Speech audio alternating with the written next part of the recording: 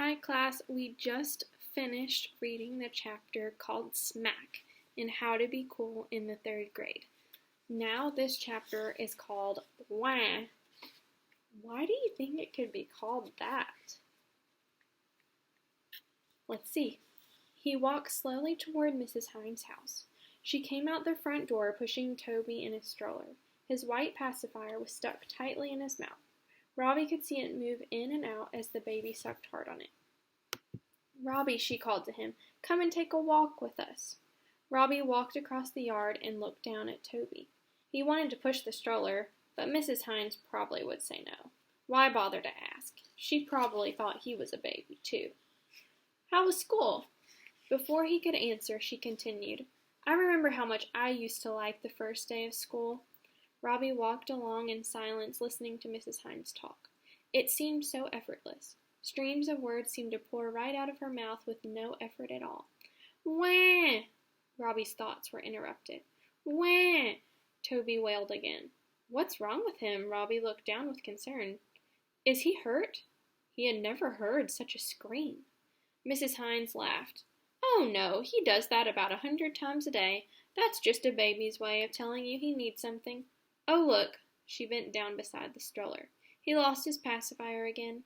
I spend more time putting that pacifier back into his mouth than I do anything these days."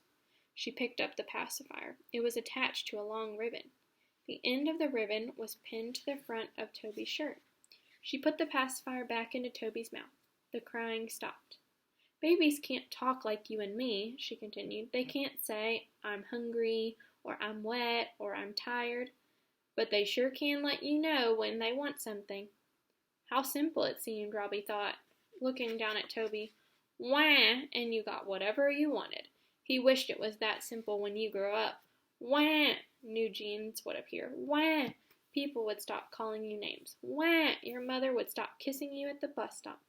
They started walking again. Mrs. Hines continued talking, but Robbie was not listening. He was thinking about something else. He had never said, "I want jeans," or "don't call me names," or "don't kiss me at the bus stop." He had just expected everyone to automatically know what he wanted. He thought of his steps to being cool. Writing things down was not enough. "Do it," a voice inside of him said. "Mrs. Hines," said Robbie, "I'll be right back." He ran as hard as he could back down the street. "I've got to tell my mother something before she leaves for the store." "Mom, wait!" She was just getting into the car. "Wait, Mom!" He paused to catch his breath. "What is it, Robbie?" His mother looked concerned. "Mom, I need some jeans." His mother looked at it. "Do the other kids wear jeans to school?" "Yes," he said. "All of the other kids wear jeans to school."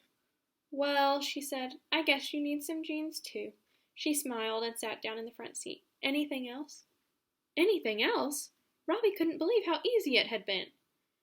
Now she was asking him what else he wanted. He thought for a second, then smiled. "Underwear," he said. "Plain white underwear."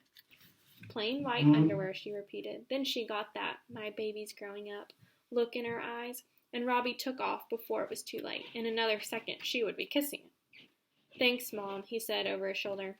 He headed back to Mrs. Hines and Toby. The sun was bright now, and he wanted to push the stroller.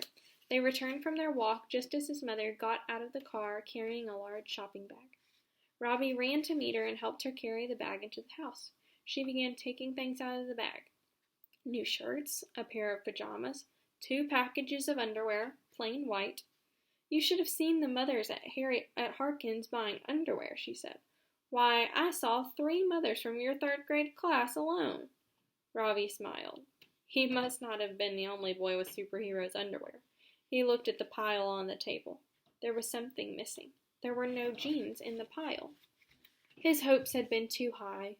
His mother must have needed more time to get used to the idea of jeans. "Robbie, there's one more bag in the car. Would you bring it in, please?" Did he dare to hope? Robbie ran all the way to the car. He opened the bag so fast that he tore the sides. Yes! 3 pairs of jeans fell out onto the driveway. 3 perfect pairs of jeans. Robbie hugged the jeans to his chest and smiled. He had done it. He carried the jeans up to his room and dropped them on his bed. Then he took off his shorts and tried a pair on. It was perfect. He zipped them up and did 2 deep knee bends to loosen them up. They felt great. He took his notebook out of his backpack and turned to a fresh blank sheet of paper. Carefully, he began to copy his list over. Time to get a fresh start on being cool. After he finished copying the list, he took out a red marker and put a big number 2, get jeans and underwear. He was proud of that check mark. 1 down, 2 to go. He had actually done one of his steps, but there were 2 more left to go, and he was almost out of time. He had to be cool by tomorrow. Here's a picture that shows this chapter.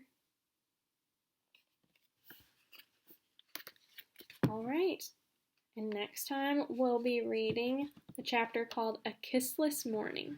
See you then.